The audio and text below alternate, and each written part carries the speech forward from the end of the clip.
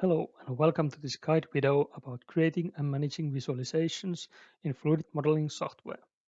I'm currently using Fluidit Water version 1.6 and the Castle Hill demo model found in our support site. In Fluidit software, the components are visualized in the map view by the drawing states. The model has always exactly one active drawing state. You can change the active drawing state by double-clicking the drawing state like so. Okay, let's create a new drawing state. This happens by right-clicking here on the drawing state and selecting a new drawing state. Note that the drawing state is not yet active, and to do so, we have to double-click it. Also, you can rename your drawing state. So here you can see the new drawing state components. They appear as black in the map view, and this is how the components are drawn by default. Also note that there are no background layers whatsoever.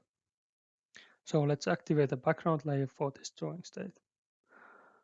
I choose Bing Aerial and put a white color on top of it. Note that the drawing states are linked to the background layers. This helps to keep the theming right in a way you have created them. Let's expand our new drawing state. What we can see here is a bunch of different layers, also known as visualizers. These layers contain all the physical component types found in the model, like pipes and junctions. You can visualize these components with a different set of lines, points, and labels.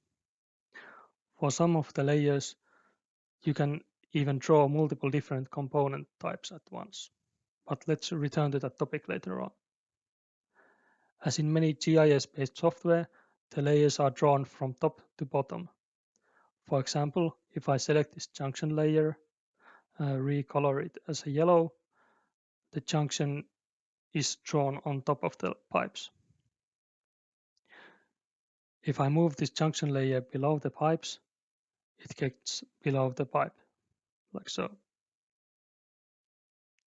The layers can also show results based on categories you have set. For example, you can set a junction layer to be colored based on average pressure.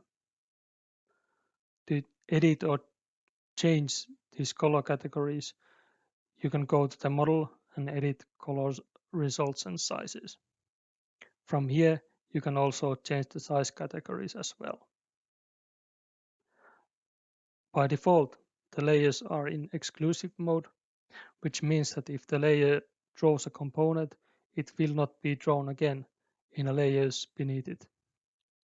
For example, if I duplicate this pipe layer here and set it as a red and increase the size, the pipe is not drawn unless I untick the exclusive mark in the pipe layer above. As previously said, some of the layers can draw multiple different component types. For example, with the line component layer, we can visualize different kind of line components, including pipes, pumps, and valves. For example, if I turn this line component layer on and deactivate the valves and pumps, those components are still drawn in one line component layer.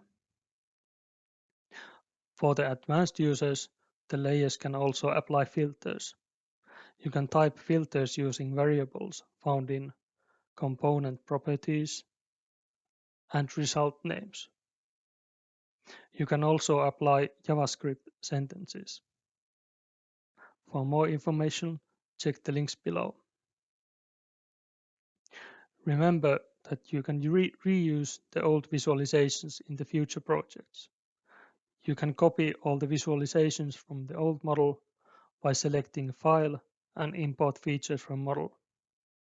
Here select Layers, Drawing States, and Colors and Sizes. That's all for this time. Thank you for watching, happy modeling, and see you in the next video.